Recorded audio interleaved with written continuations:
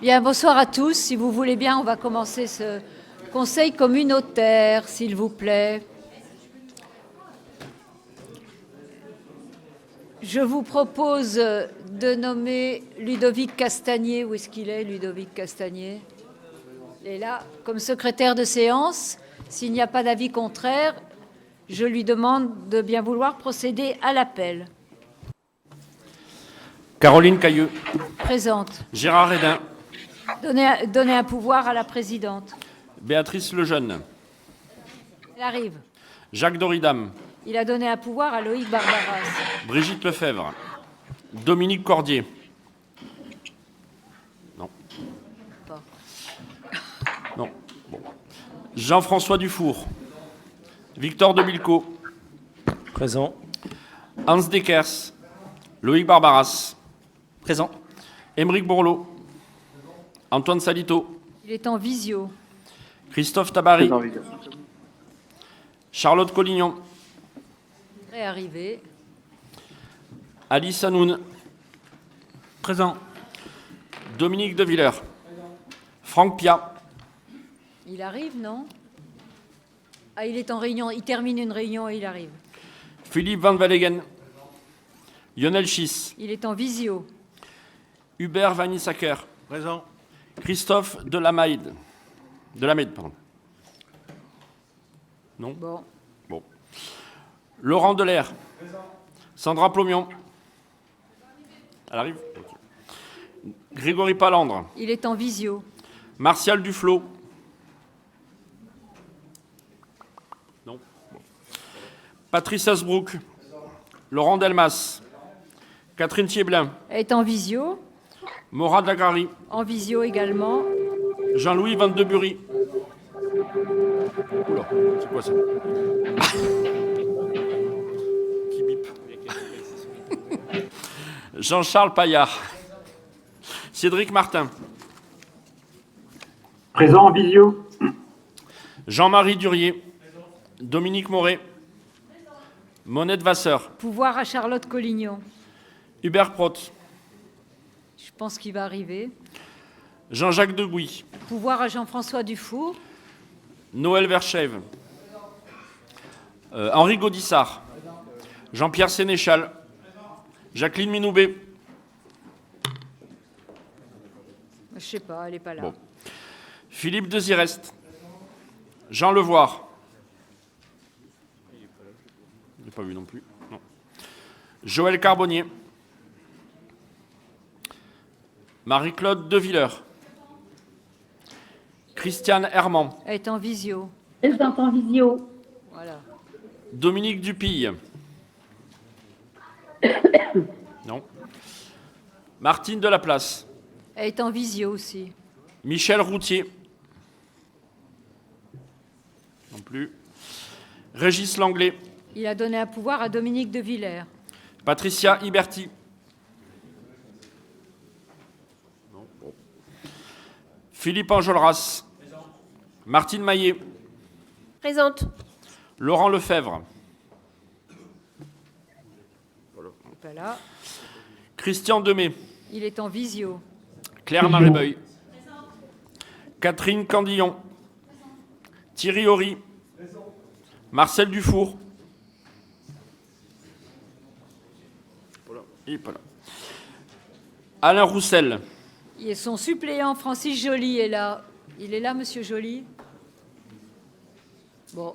Non. Alors, il est en visio, pardon. Ah bon. Isabelle Soula. Elle est absente. Ok. Guilhem Capgras. Elle est en visio. Valérie Gauthier. Pardon, Valérie Gauthier. Elle a donné un pouvoir à Dominique Cordier, mais que s'il n'est pas là, ça ne marchera pas. Nathalie Roland. Elle n'est pas là. Dominique Lenkmailly. Elle a donné un pouvoir à Thierry Horry. Sylvain Frénois. Visio. Catherine Martin. Visio. Bruno Gruel. Ah, d'accord. D'accord. D'accord. Patrick Sinoir. Il m'a demandé de l'excuser. D'accord. Francis Bellou. Corinne Fourcin. Éric Miclotte. Il a donné un pouvoir à Émeric Bourlot. Charles Loquet. Visio, Mamadou Batili. Visio, Samuel Payen. Visio, Philippe Vibert. Visio. Mamadouli. Il a donné un pouvoir à Franck Pia, donc il faudra Jérôme qu'il arrive. Liévin. Présent. Anne-Françoise Le Breton. Non. Bon. Farida Timmerman. Non plus. David Magnier. Présent. Christophe Gaspard. Pouvoir à Alice Hanoun. David Crevé. Non. Yannick Mathura. Pouvoir à Victor de Bilco. Peggy Calens. Absente. Non. Sophie Belperche. Plus. Jean-Philippe Amans. Excusez. Présent. Ludovic Castagnier présent. Léla Dagdad. Pouvoir à Marianne Sec. Vanessa Foulon. Visio. Grégory Narzize. Visio. Mehdi Raoui. Je sais pas. Il aura un peu de retard, mais il va venir. D'accord. Nathalie Kabil. Nathalie Kabil, elle est présente. Marianne Sec. Alima Karoubi. Elle a donné un pouvoir à Antoine Salito. Frédéric Gamblin. Marie-Manuelle Jacques, présente. José Marigno, pardon. Non. Absente. Atis Kilink. Elle est absente aussi. Jean-Marie Siraud. Absent. Voilà. Roxane Lundy. Elle a donné un pouvoir à Grégory Narzize. Et Alexis Le Couteux. Il n'a pas l'air d'être là. Madame Lejeune vient d'arriver.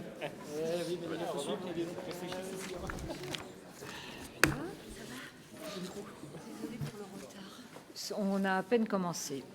Mes chers collègues, avant de démarrer le Conseil communautaire, je voudrais adresser en mon nom propre et en votre nom à toutes et à tous mes sincères félicitations à Samira Moula, voilà, qui vient d'être nommée officiellement directrice générale des services de la communauté d'agglo du Beauvaisis depuis le 1er mars hier. Elle est désormais en charge de la gouvernance administrative de notre communauté d'agglo.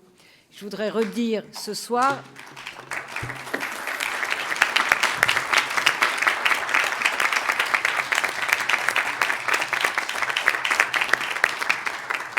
En tout cas, je voudrais vous dire ce soir toute ma fierté d'avoir nommé une femme à ce poste, qui plus est une femme de grande qualité et qui connaît parfaitement bien la maison, puisque j'ai le plaisir de travailler avec elle depuis 21 ans. Sachez que vous pourrez compter sur elle, sur son engagement public, sa conscience professionnelle et sa grosse capacité de travail pour tenir les rênes de l'agglo et être à votre écoute.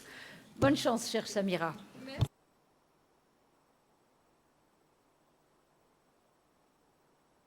Premier point de l'ordre du jour, à savoir le rapport d'activité. Chère Madame Beuil, enfin le rapport d'activité sur la situation en matière de développement durable de la communauté d'agglo du Beauvaisis.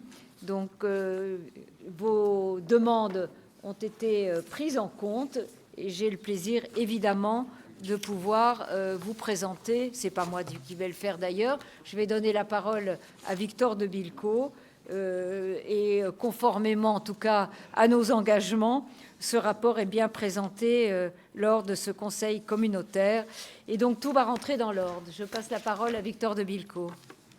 Merci Madame la Présidente. Tout d'abord, je vous prie de nous excuser pour le délai de remise de ce rapport, mais je tiens aussi à féliciter les équipes du service développement durable qui l'ont réalisé dans un temps record.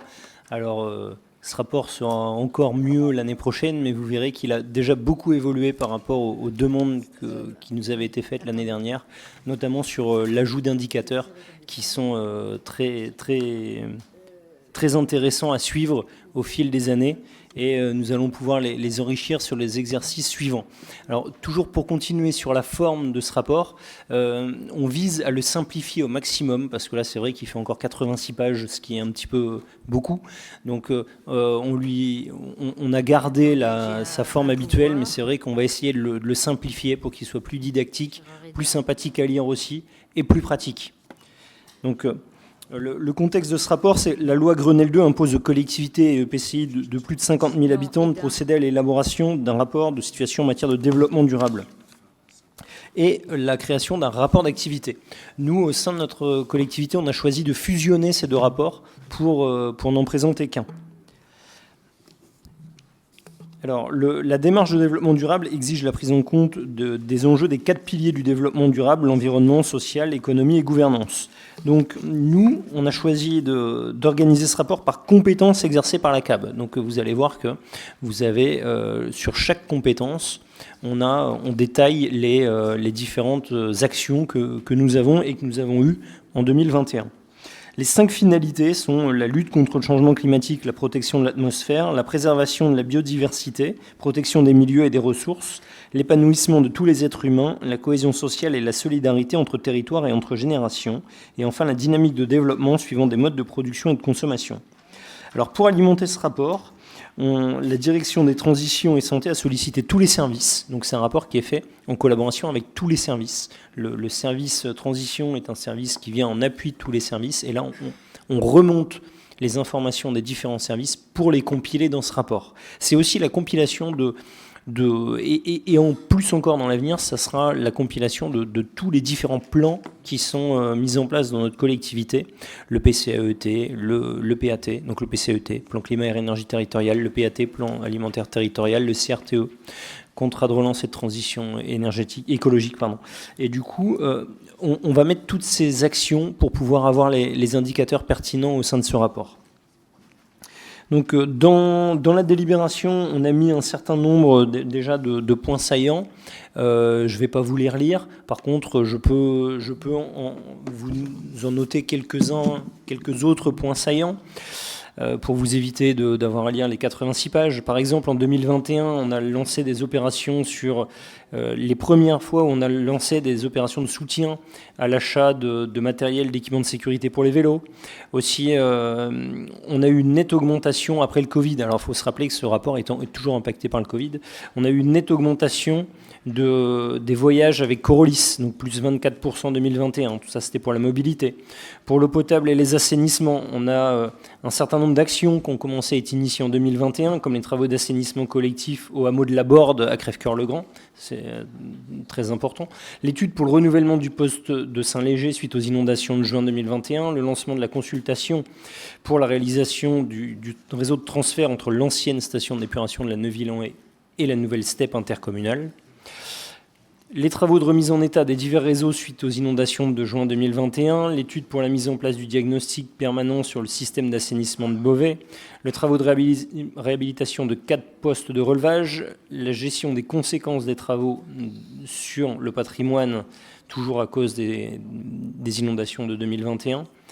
On a instruit 24 dossiers de subvention, lancé les études de compétences d'assainissement collectif entre les services et créé un schéma directeur des eaux pluviales.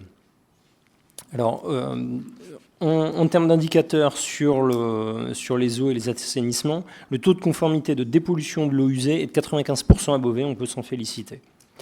Alors que le taux de performance des autres stations est en moyenne de 91%.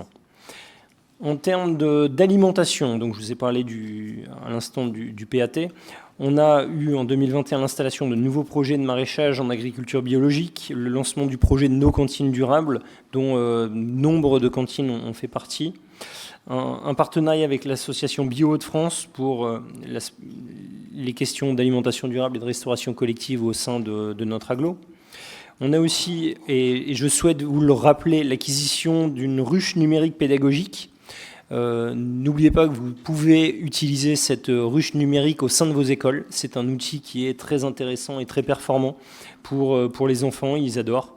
Donc on a eu en 2021 770 enfants qui ont été sensibilisés, n'hésitez pas, c'est toujours un outil qui est à notre disposition et c'est un outil que je vous invite à utiliser parce que vraiment les enfants ont beaucoup aimé. Les déchets, donc encore un chiffre intéressant, un indicateur sur 2021, la production annuelle d'ordures ménagères est de 250 kg par habitant et par an, soit une augmentation de 1% par rapport à 2020. Donc malheureusement, on note une augmentation et il faut qu'on continue à travailler là-dessus. La qualité de l'air, donc le bilan 2021 de la qualité de l'air à l'aéroport reste positif. Donc là, on a pris les calculs au niveau de l'aéroport parce que l'aéroport est quelque chose de très important au niveau de notre agglomération. On a observé aux abords de l'aéroport, sur la station de Atmo de l'aéroport, aucune observation de dépassement des seuils réglementaires pour le dioxyde de soufre ou le dioxyde d'azote. Les polluants investigués, NO2 et particules en suspension PM10, respectent les valeurs réglementaires. Voilà. Et on a aussi un test autre en complément de ces stations Atmo. On a un test qualitatif sur des analyses de miel qui sont récoltées en bout de piste. Donc c'est une autre forme d'analyse avec les ruches qui sont installées en bout de piste pour voir la qualité du miel et les résidus éventuellement qu'on pourrait retrouver dans le miel. Voilà. Toujours en 2021, le chantier d'insertion de la ville a permis d'embaucher 18 personnes, dont 5 ont quitté le chantier avec une sortie positive. Donc c'est très intéressant. Voilà. Et le chantier d'insertion d'espace naturel géré par la CAB a permis d'embaucher 12 personnes, dont 3 ont quitté le chantier pour une sortie positive. Voilà. Je vous remercie. C'est un rapport qui est mis à votre disposition. Il n'y a pas de vote.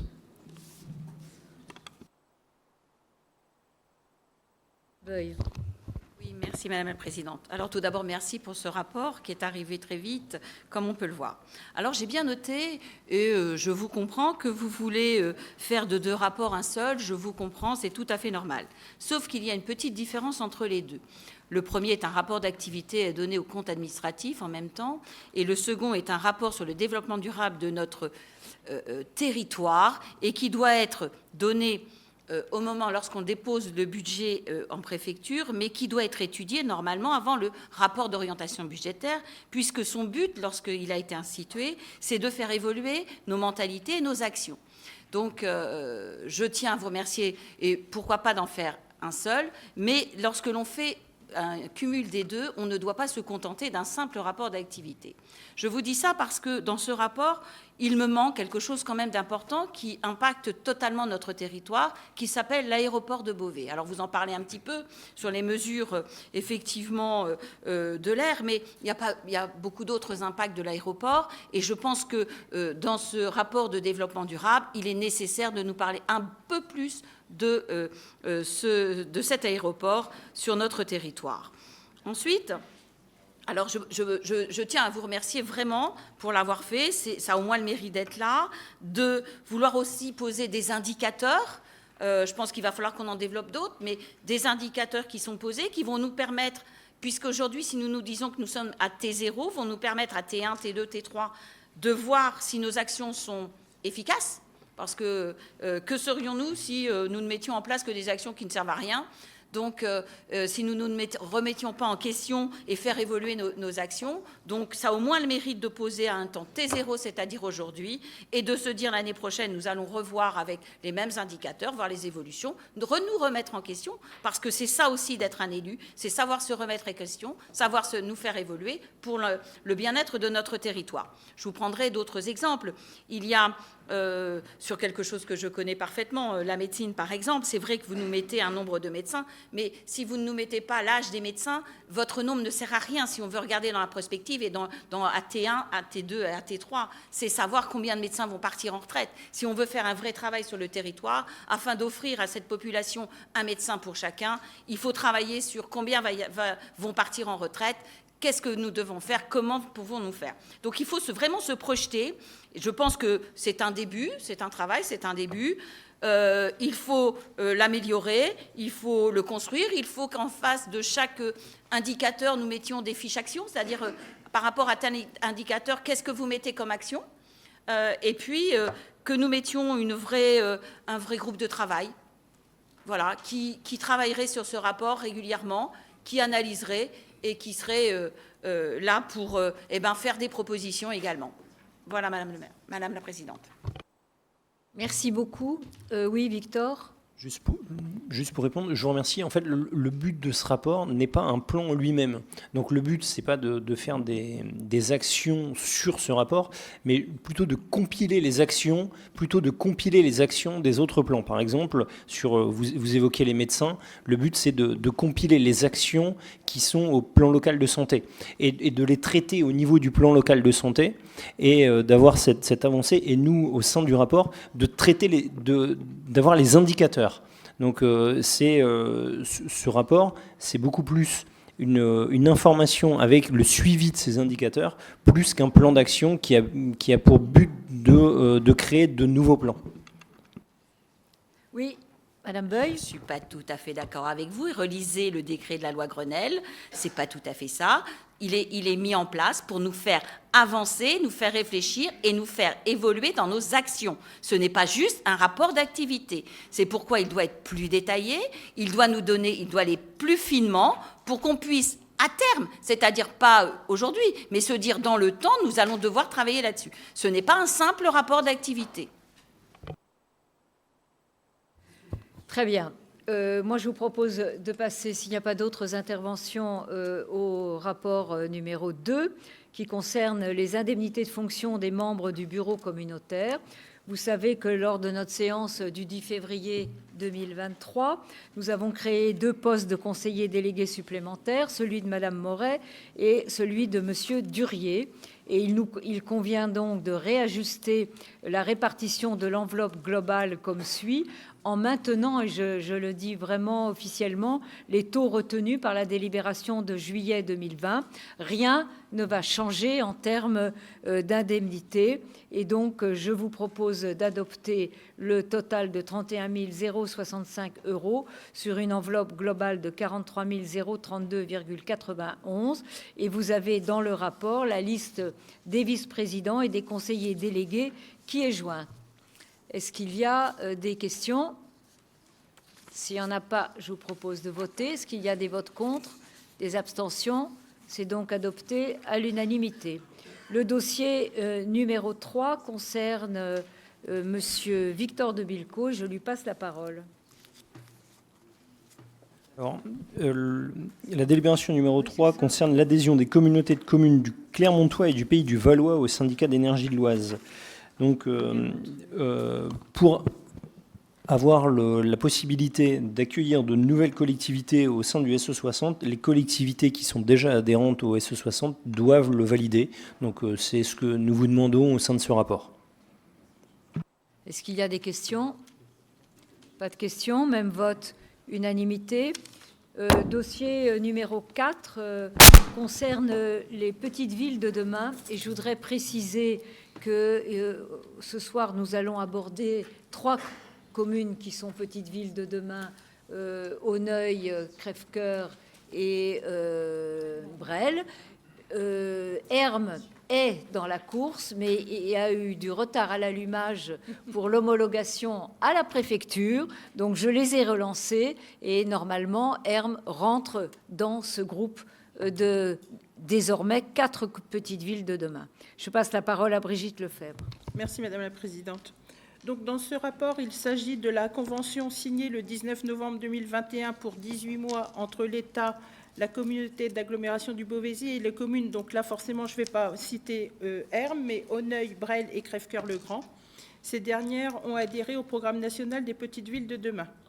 Conçu pour soutenir sur 6 ans, donc jusqu'en 2026, les communes de moins de 20 000 habitants exerçant des fonctions de centralité sur leur bassin de vie, montrant des signes de fragilité, il vise à accompagner les projets conduits en direction de l'amélioration des conditions de vie des habitants. La communauté d'agglomération étant compétente en habitat et délégataire des compétences de l'État en la matière, ces 3 communes, donc bientôt 4, sollicitent donc son autorisation pour faire réaliser ces études pré-opérationnelles dont les conclusions devraient conduire à la mise en œuvre d'opérations programmées d'amélioration de l'habitat communal. Il est donc proposé au Conseil communautaire d'approuver la réalisation d'études pré-opérationnelles à la mise en œuvre d'OPA communal sur le secteur PVD d'Auneuil-Breil et Crèvecœur-le-Grand, approuver la mise en œuvre OPA communal sur le même périmètre PVD et autoriser Madame la Présidente ou Madame la Vice-présidente déléguée à signer de manière générale toutes les pièces relatives à l'exécution de ce dossier dans le cadre de sa compétence habitat. Je vous remercie. Est-ce qu'il y a des questions? S'il n'y en a pas, est-ce qu'il y a des votes contraires, des abstentions? C'est donc adopté à l'unanimité. Le 5e dossier concerne l'extension du périmètre du PETR. Et avant d'aborder ce rapport numéro 5 qui porte sur ce sujet-là, c'est-à-dire le PETR, pôle d'équilibre territorial et rural du Grand Beauvaisis, nous voulons l'étendre à la communauté de communes du Clermontois. Et avant de passer la parole à Dominique de Villers, je voudrais vous dire quelques mots sur cette délibération. D'abord, je voudrais saluer le travail important accompli par Dominique de Villers qui nous représente et qui est, vous le savez, un pilier de notre agglomération. Donc, je voulais vous dire que la décision n'est pas neutre dans la mesure où elle élargit le périmètre pour construire un SCOT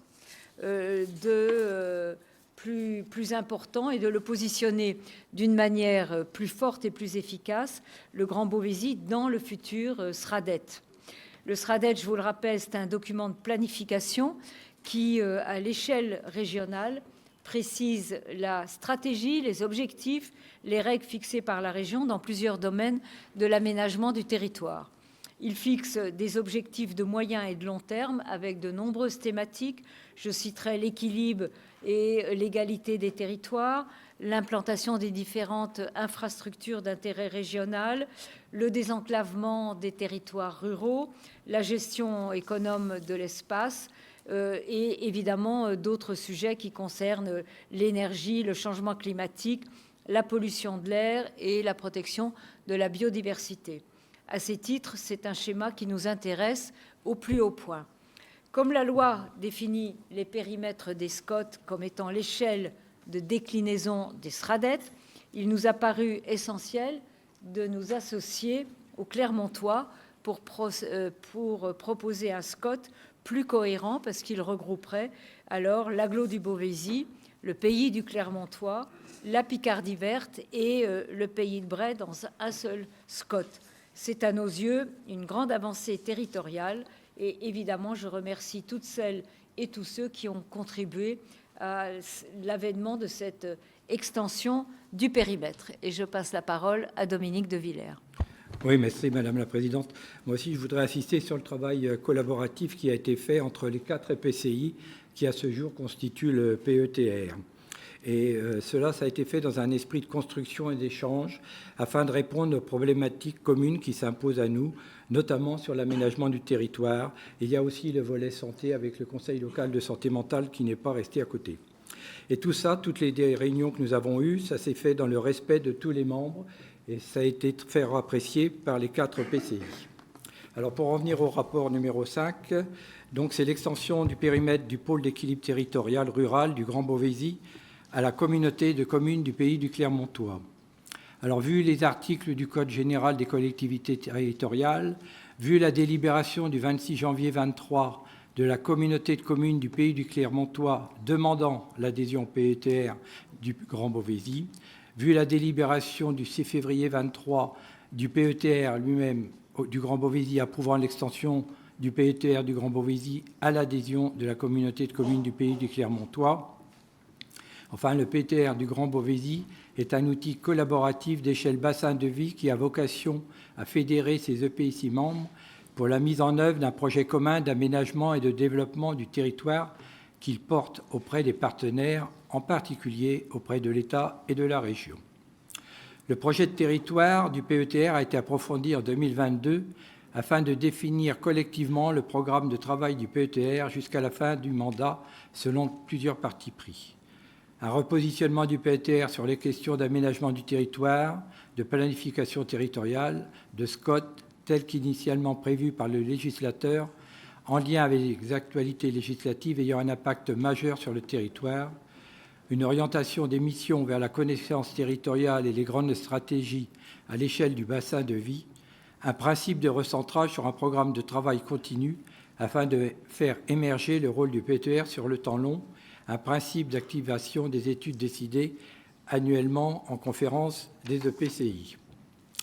Alors, considérant que la coordination des SCOT est un axe des travaux du projet du territoire, ainsi que le périmètre des SCOT, dans ce contexte, la nécessité de re-questionner le périmètre des SCOT dans un objectif de simplification a émergé des échanges au sein du Grand Beauvaisis durant l'année 2022. Cet élan s'est concrétisé par une volonté d'élargir le périmètre des SCOT existants afin de tendre vers le périmètre bassin de vie qu'est le Grand Beauvaisis et ainsi faire correspondre les périmètres SCOT et PETR. Après de multiples échanges, un SCOT rassemblant l'agglo du Beauvaisis, le pays du Clermontois, la Picardie-Vette et le pays de Bray est en projet en ce début d'année 23. Quant à la Oise Picarde, elle poursuit à elle l'élaboration de SCOT avec le plateau Picard. Ainsi, le périmètre du PETR sera à l'avenir concerné par 2 périmètres de SCOT, portés par 2 syndicats mixtes différents et non plus par 4 périmètres de SCOT. Dans le même élan de simplification et de correspondance des périmètres, l'élargissement du périmètre du PETR a émergé des échanges au sein du Grand Beauvaisis et a été proposé aux communautés de communes du plateau Picard et du pays du Clermontois. De plus, cette proposition d'élargissement a vocation à optimiser l'ensemble des démarches portées par le PETR et ses EPCI membres au sein d'une gouvernance renforcée. La communauté de communes du pays du Clermontois a délibéré favorablement à une adhésion du PETR du Grand Beauvaisis le 26 janvier 2023. Le PETR du Grand Beauvaisis, lui, a délibéré favorablement à l'extension de son périmètre et à l'adhésion du pays du Clermontois. Ainsi, au regard de l'ensemble de ces éléments, il est proposé au Conseil communautaire d'approuver sur l'extension du périmètre du PETR du Grand Beauvaisis et l'adhésion de la communauté de communes du pays du Clermontois. Merci beaucoup. Est-ce qu'il y a des questions? S'il n'y en a pas, est-ce qu'il y a des votes contraires, des abstentions? C'est donc adopté à l'unanimité. Je vous remercie. Dossier numéro 6 concerne le service public de l'eau potable et je passe la parole à Philippe Van Wallegem. Oui, merci Madame la Présidente. Donc cette délibération concerne le futur mode de gestion de l'eau potable sur l'agglo. Alors je vous rappelle que l'agglo a la compétence eau potable sur 13 communes sur 53. Aujourd'hui, les contrats de délégation de services publics se terminent pour une partie le 31 janvier 2024. Donc d'ici là, il nous faut trouver un nouveau mode de gestion ou conserver le mode de gestion existant. Alors, vous êtes destinataire également d'un document émanant du bureau d'études qui a été sollicité pour travailler sur le sujet. On a abordé ce sujet en CCSPL et en commission plénière mardi, où on a abordé un certain nombre de sujets. Aujourd'hui, ce qui nous intéresse, c'est quel est le mode de gestion le plus adapté à notre communauté. Pour rappel, pour ceux qui n'étaient pas présents en commission plénière, on est sur un territoire assez disparate, puisqu'on est en mixage avec la ville de Beauvais et des communes rurales. Et des communes rurales qui ne sont pas forcément voisines et qui ne sont pas non plus interconnectées. Donc aujourd'hui, il nous faut assurer un service de distribution d'eau de qualité sur la totalité de ces 13 communes.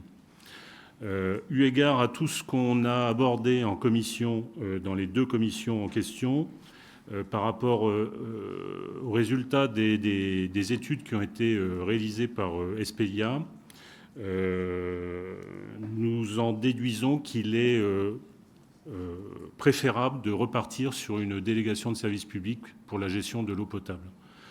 Donc c'est pourquoi nous vous proposons d'approuver cette délibération et le choix de ce mode de gestion pour... Alors, on a aussi retravaillé depuis le début de la semaine sur le montant des investissements potentiels à réaliser sur cette période, qui sont relativement importants dans la mesure où il est fort probable qu'on soit amené à gérer des traitements de l'eau pour continuer à distribuer de l'eau potable.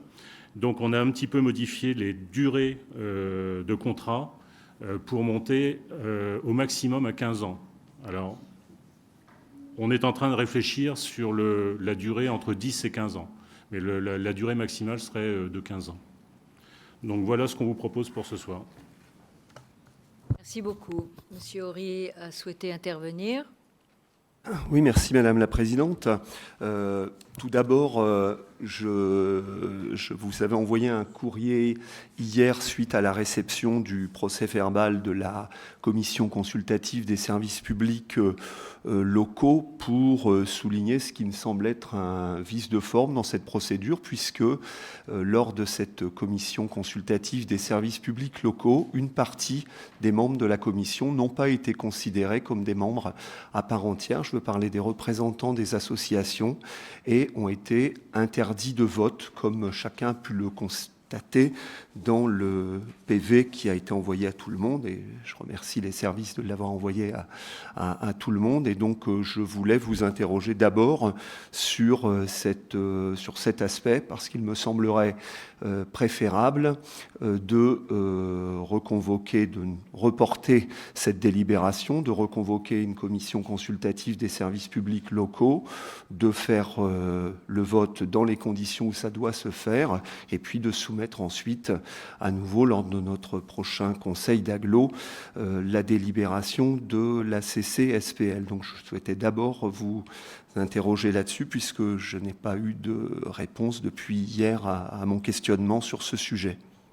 Monsieur Horry, en fait, les représentants des associations participent aux réunions mais ne votent pas. Ce sont les élus qui votent. Donc cette réunion me paraissait parfaitement légale. Merci pour votre réponse, mais permettez-moi de simplement vous dire qu'elle ne me semble pas du tout correspondre à la légalité. La commission est bien composée de représentants du conseil communautaire, d'élus, mais aussi des représentants à part entière des associations. Mais j'ai pris note de votre réponse et ça ne me semble pas dans les clous d'interdire le vote aux associations qui sont membres à part entière de cette commission. Deuxième question, c'est une précision aussi sur, je souhaiterais connaître, puisqu'a priori il s'est réuni aujourd'hui seulement, le résultat du vote du comité social territorial, puisqu'en fait, lors de sa première réunion le 9 février dernier, à l'unanimité, les représentants du personnel s'étaient prononcés contre ce projet, et c'est ce qui d'ailleurs vous avait conduit à devoir reporter la délibération, puisqu'il fallait provoquer une nouvelle réunion dans ce cas-là, comme le prévoit la loi. C'est ce qui a été fait. Donc je souhaitais simplement que l'information soit donnée de ce qu'a été, lors de cette deuxième réunion, le point de vue des représentants du personnel qui sont obligatoirement consultés. J'imagine que vous le savez déjà, Monsieur Horry, mais enfin devant mais tout je le monde, préfère que, comme présidente, vous en informiez tout le monde, puisque ils ont voté contre, mais c'est un avis consultatif, comme vous le savez également. Donc je sais tout à fait que c'est un avis consultatif, mais il est intéressant en tout cas de savoir que à 2 reprises, l'ensemble des représentants, c'est pas une seule des organisations syndicales par exemple, mais l'ensemble des représentants du personnel se sont prononcés contre la poursuite d'une délégation de service public et souhaiterait peut-être, puisque nous pouvons encore en décider ensemble ce soir, mais la création d'une régie publique de gestion de l'eau. Je veux en venir au fond. Monsieur Horry, vous permettez, oui, sur ce sujet-là, je voulais vous dire qu'il y avait uniquement la CGT aujourd'hui et qu'ils nous ont dit qu'ils avaient voté par principe contre. D'accord, mais ils ont voté contre et c'était l'unanimité, vous nous le confirmez. Donc sur la procédure elle-même, donc et sur le fond là des éléments qui sont donnés dans la délibération. Tout d'abord, il nous est demandé, alors dans la délibération que nous avions, parce que ce que vient de dire en ouverture Philippe Van Wallegem modifie, y compris, si je comprends bien, le contenu même de la délibération. Il nous était demandé d'approuver le principe de la gestion déléguée du service d'eau potable pour une durée de 5 ou de 10 ans. Maintenant, on apprend là en direct que ça pourrait être de 15 ans, ce qui est une durée encore beaucoup plus longue. Et j'avoue que ça n'est pas exactement pareil de s'engager sur 5 ans, sur 10 ans, sur 15 ans. D'ailleurs, lors de la commission consultative des services publics locaux, des membres avaient évoqué, par exemple, la possibilité, au contraire, à défaut d'une régie publique dont on nous expliquait que le délai était très court pour la mettre en place, d'avoir par exemple une durée très courte de 4 ans par exemple, qui permettrait de donner le temps de construire une régie publique, puisqu'on nous expliquait que le temps manquait. Là on est, j'ai envie de dire, totalement à l'opposé de ça, et on s'engage sur une durée on s'engagerait sur une durée extrêmement longue. Et au passage, j'aimerais savoir au final sur quoi, du coup, sur quelle durée nous allons voter, ou est-ce que cela restera flou à l'issue du vote. Voilà. Ensuite, il y a un autre élément qui est lui aussi assez confus, c'est que la délibération rappelle que l'agglomération est l'autorité compétente en matière d'eau potable sur le territoire de ses communes membres. La délibération nous dit que l'objectif est de tendre vers une uniformisation du mode de gestion du service d'eau potable sur les périmètres techniquement homogènes. Or, rien ne correspond à ça dans la délibération. D'abord, elle ne concerne, Philippe Van Wallegem l'a rappelé, que 13 communes sur 53, puisque 27 autres communes dépendent du syndicat intercommunal d'adduction d'eau potable, le SIAB, qui, lui, je crois, réunit aussi 43 autres communes qui ne sont pas membres de l'agglo, du Beauvaisis. Et puis, on a par ailleurs, en plus, 13 autres communes qui appartiennent à 5 autres syndicats en charge de l'eau. Évidemment, tout ça, c'est le résultat de l'histoire, mais c'est surtout le résultat de la spécificité particulière de la gestion de l'eau, qui tient compte largement plus des réalités géographiques, géologiques, des bassins versants, des nappes phréatiques, plus que des limites administratives. Mais en même temps, en dehors de la phrase que j'ai citée, on ne voit pas bien dans la réalité la volonté de fondre, par exemple, dans un organisme unique, la gestion de l'adduction d'eau potable des 53 communes de l'agglomération dans un délai proche. Et je le comprends pour les raisons que j'évoquais juste avant. De même, d'ailleurs, sur les 13 communes concernées par la délibération, on constate là aussi pas mal de disparités, puisque pour 4 d'entre elles, Beauvais, Luchy, Muyd'Orge, Auchy, leur DSP arrive à échéance le 31 juillet prochain. Pour 3 autres, c'est le 30 juin 2024. Pour une autre, le 30 mai 2026. Pour une autre, 6 février 2027. Et même pour Crèvecœur-le-Grand, c'est une échéance au 31 décembre 2031. Et Bresles, une échéance de 15 ans, le 31 décembre 2038. Et du coup, on peut se poser la question du sens, de la cohérence de cette délibération, de proposer une DSP sur la ville de Beauvais, et puis quelques villages disséminés, souvent éloignés de Beauvais, n'ayant pas de réalité commune du point de vue de l'adduction d'eau potable avec Beauvais. D'ailleurs, Philippe Van Wallegem l'a rappelé en disant qu'il n'y avait pas d'interconnexion, par exemple. Et donc, là, il y a quand même une sacrée interrogation. D'ailleurs, au passage, on pourrait s'interroger sur le fait de savoir pourquoi tous les membres du Conseil communautaire doivent se prononcer sur une décision qui ne va concerner que 13 des communes de l'agglomération, puisque les autres restent dans d'autres organismes pour l'instant et qu'il n'est pas du tout annoncé qu'ils les quittent. Et autant dans l'idée de créer une régie publique de l'eau, qui pourrait d'ailleurs au passage s'appuyer sur la régie publique de l'assainissement, qui existe déjà, puisque la station d'épuration de Beauvais est en régie publique, et qui aurait vocation à intégrer progressivement les communes qu'il souhaiterait.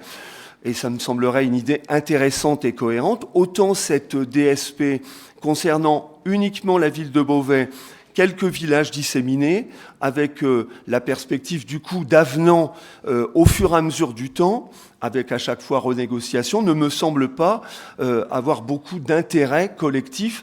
L'intérêt pour Veolia, je le vois bien, vous allez me dire que ce n'est pas décidé, mais on pourrait prendre les paris à partir de cette minute.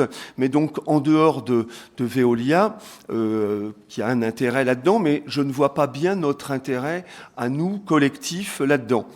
D'ailleurs, je trouve qu'il y a aussi une contradiction si chacun lit la délibération elle-même, puisqu'on nous dit que concernant Crèvecoeur et Bresles, on nous dit deux phrases qui sont contradictoires, chacun peut le vérifier. Ce périmètre intégrera la commune de Bresles et Crèvecoeur dès la fin de leur contrat. Et puis la phrase suivante dit le périmètre de délégation sera, le cas échéant, étendu à ces communes. Les deux éléments sont parfaitement contradictoires. Soit l'un, soit l'autre, mais on ne peut pas avoir les deux dans la même délibération, me semble-t-il.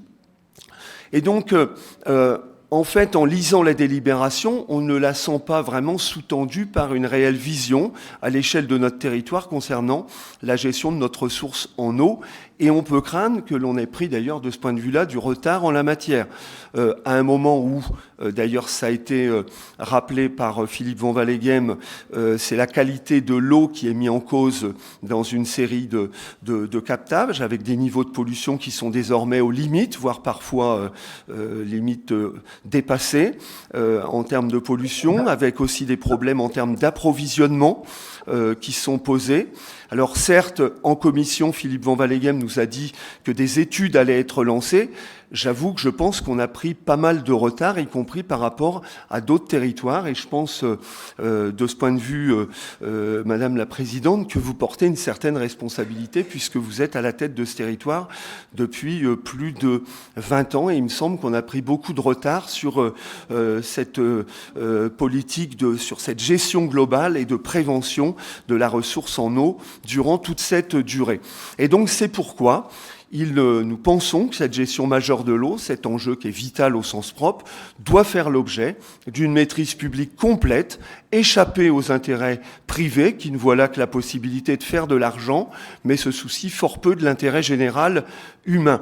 Nous regrettons de ce point de vue-là que l'idée de la création d'une régie publique ou d'autres formes de sociétés publiques locales n'ait pas été étudiée avec sérieux. On nous dit aujourd'hui qu'on n'a plus beaucoup de temps, mais depuis 10 ans, on avait largement le temps, si on en avait eu la volonté politique, de travailler cette question-là. Et de ce point de vue-là, le dossier d'aide, d'assistance à la maîtrise d'ouvrage qui est joint me semble quand même relativement léger, pour pas dire indigent, et semble avoir plus de l'objectif d'un objectif de faire valoir d'un choix dont on sent bien qu'il est déjà fait, que vous avez déjà fait, Madame la Présidente. Par exemple, si on prend les chiffres pour évaluer l'intérêt comparé de deux modes de gestion. Les chiffres sont fantaisistes, on a eu l'occasion de le dire en CCP, et en commission consultative des services publics locaux.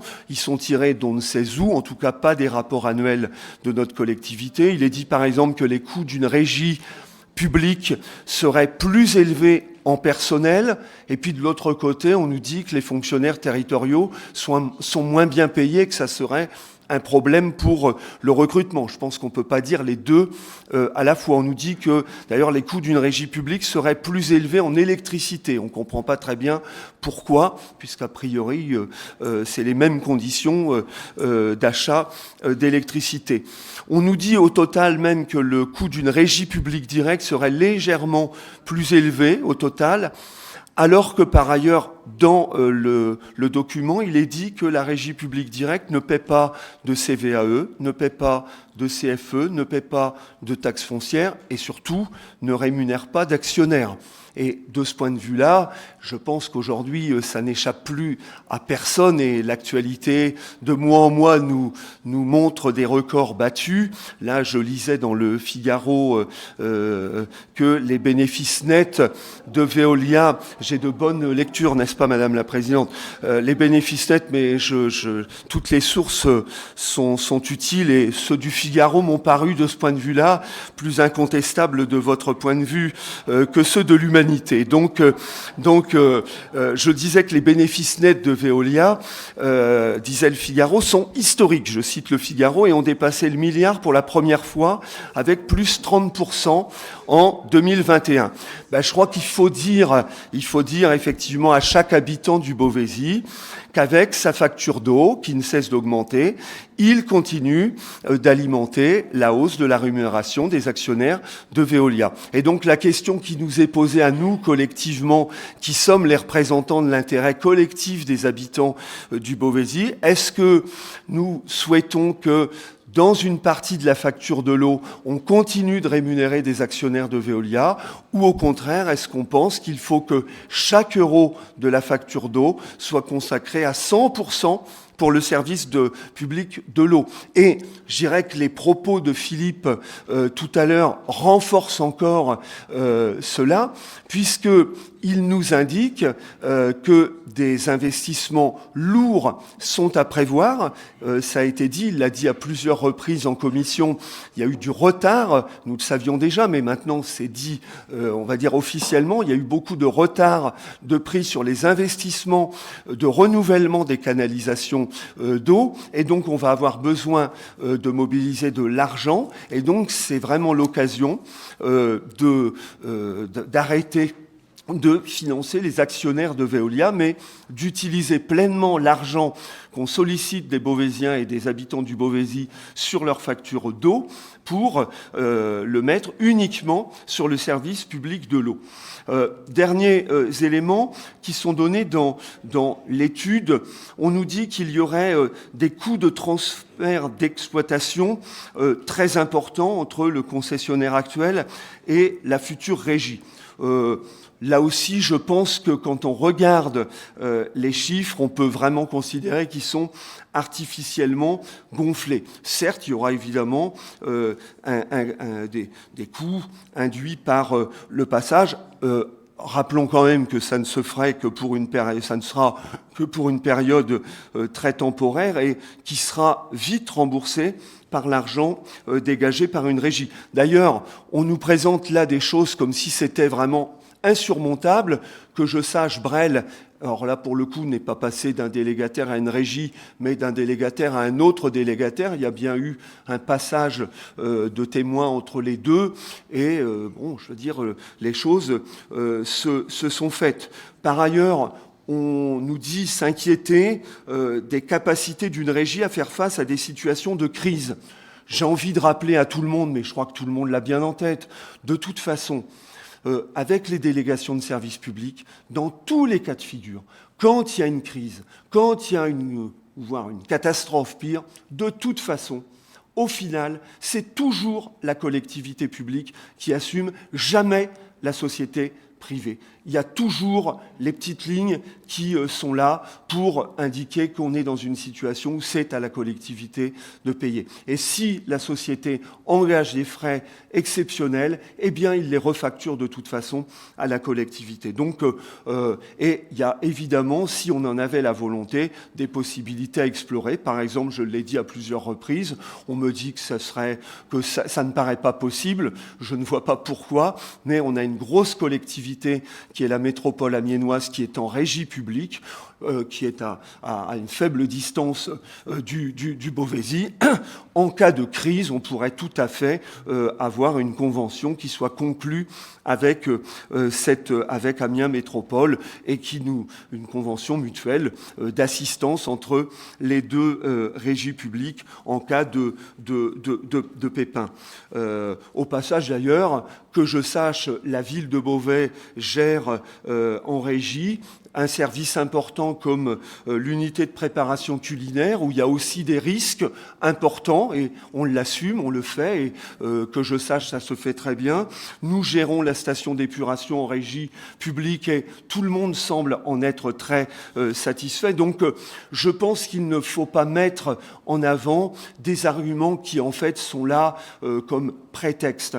La grande question aujourd'hui, me semble-t-il, et c'est ce que nous voulons vraiment poser avec force, c'est qu'il est aujourd'hui absolument nécessaire que cette gestion d'un bien commun vital comme l'eau soit reprise pleinement en maîtrise, avec une maîtrise publique directe, et échappe à toute logique de gestion privée, et qui permette d'avoir vraiment cette ambition de répondre aux enjeux qui sont aujourd'hui très importants concernant la gestion de ce bien très important, vital, qu'est l'eau.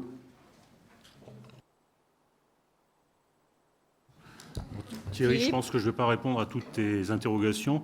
La première, si je me souviens bien, c'était sur la durée du contrat. Donc, dans la délibération qu'on vous propose, c'est de mettre un maximum de 15 ans. Pourquoi on a modifié? Parce qu'effectivement, l'équipe eau de l'Agglo travaille sur le sujet tous les jours. Et en fait, on est en train d'affiner quels seraient les montants des investissements nécessaires. Et à un moment donné, si on met des investissements sur le dos du délégataire, il faut lui donner un temps pour pouvoir les réaliser et pour pouvoir les amortir. Donc c'est pour ça qu'on a évolué sur la durée. Ensuite, sur les prises de compétences, en fait, on respecte la loi. La compétence de l'Agglo, elle est très récente. Il y a un choix qui a été fait en 2021, je ne me trompe pas. Il y a un choix qui a été fait de dire on ne prend pas une compétence eau potable sur la totalité du territoire de l'Agglo. On laisse, disons, les syndicats les plus importants, existants sur au moins 2 communautés de communes, continuer à exister. Donc c'est ce qu'on a fait. Tu as parlé du SIAB, donc c'est le cas. Lui, il est sur 3 communautés de communes, on continue à exister. Le syndicat de la Brèche, idem. Et le syndicat d'Essuie-Saint-Rimo, idem. Pour les autres, on n'avait pas le choix. On a été obligé de prendre la compétence, ce qu'on a fait. Donc aujourd'hui, effectivement, l'idée, c'est de pouvoir essayer d'harmoniser sur la totalité du territoire, mais il faut déjà qu'on essaye d'harmoniser sur les 13 communes que l'on a. Et c'est déjà pas chose simple. L'harmonisation, elle va exister. Il existe en parallèle de ce travail-là sur le mode de gestion, un bureau d'études qui travaille sur l'harmonisation des prix sur les 13 communes. Donc là, aujourd'hui, c'est quelque chose qui est en train d'être travaillé en fonction de ce qu'on souhaite fournir comme service à la population.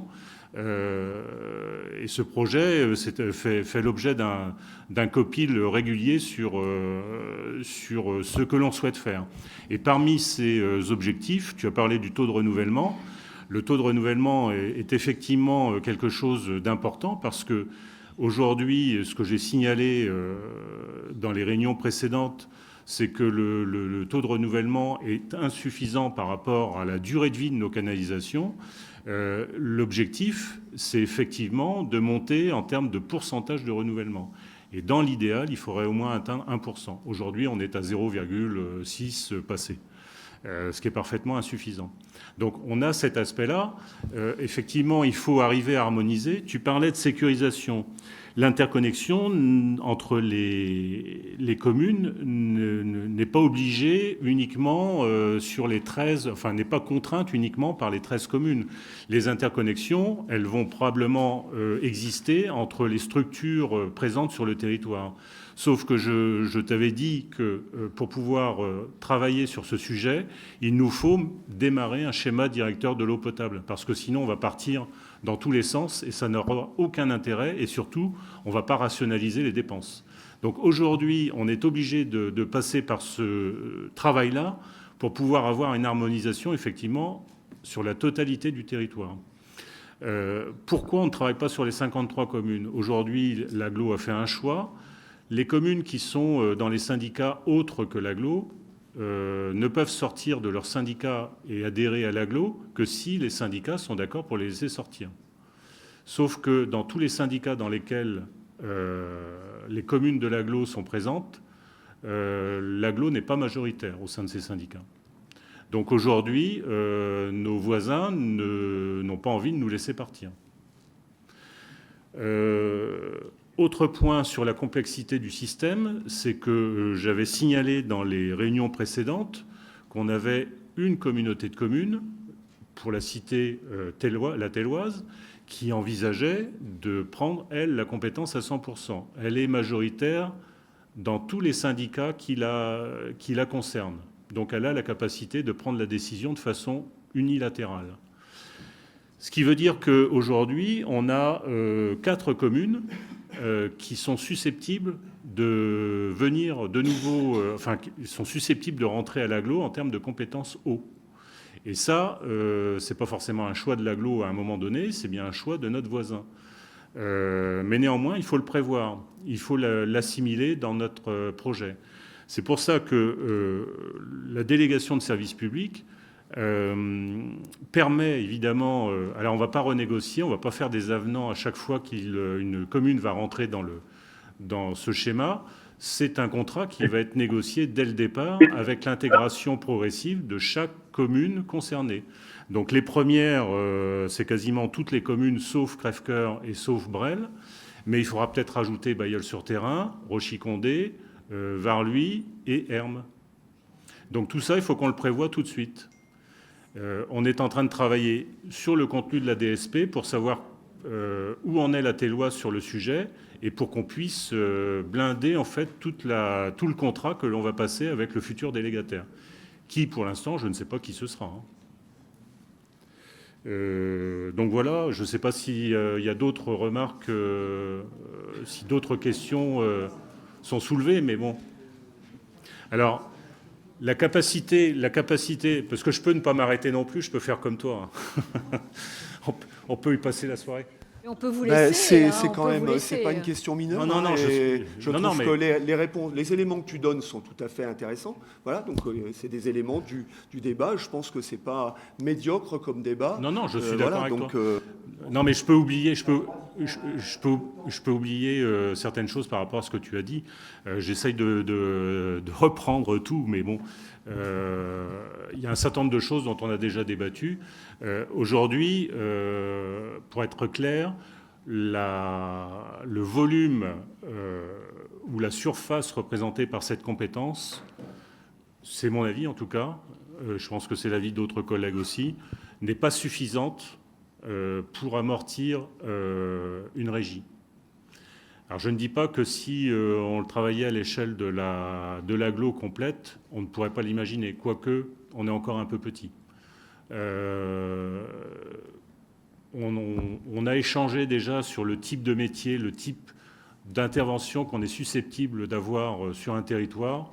Aujourd'hui, je t'avais donné l'exemple de distribution de bouteilles d'eau en cas d'urgence. Enfin, moi, je l'ai vécu sur mon syndicat, sur plusieurs communes. Ce n'est pas le syndicat qui a payé la distribution des bouteilles d'eau, c'est bien le délégataire qui avait ça en charge dans son contrat et qui l'a fait. Alors certes, avec l'aide des maires concernés, mais au moins ça a été réalisé et on n'a pas eu de supplément par rapport à ça. Tout à l'heure, tu parlais d'énergie. Aujourd'hui, c'est bien le délégataire qui supporte l'augmentation de l'énergie. On n'a pas eu pour l'instant de demande d'avenant sur le sujet. Donc aujourd'hui, nos structures qui sont en délégation n'ont pas subi pour l'instant la hausse de l'énergie. Mais elle existe, parce que les pompes, il faut les faire tourner avec quelque chose. Madame Sec. Bon, merci.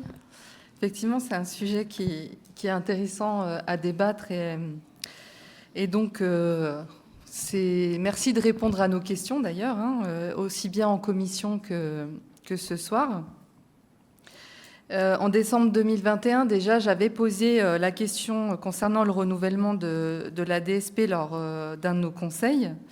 Et donc, j'avais demandé une transparence pour savoir si la régie publique pouvait être une meilleure option que la délégation du service public. Et nous aussi, on s'interroge sur l'AMO qui nous est présentée, qui nous semble très partielle, très légère et et partiale également, hein, car les études sur le sujet montrent que la régie publique est moins coûteuse et permet de diminuer le coût de la facture aux usagers. Et d'ailleurs, ça permet d'avoir un meilleur investissement pour l'entretien des réseaux, hein, puisque vous parlez aussi du renouvellement des réseaux. Et d'ailleurs, la majorité des communes en France sont en régie publique aujourd'hui. Hein, c'est nous qui sommes un peu les derniers de la classe sur le sujet. Et peu importe la couleur politique des maires, hein, je vais prendre pour exemple tout simplement la ville de Nice, dont le maire n'est autre que Christian Estrosi, et qui sont passés en régie publique. Donc c'est pas une question d'idéologie, voilà. Donc il faut vraiment se poser la question.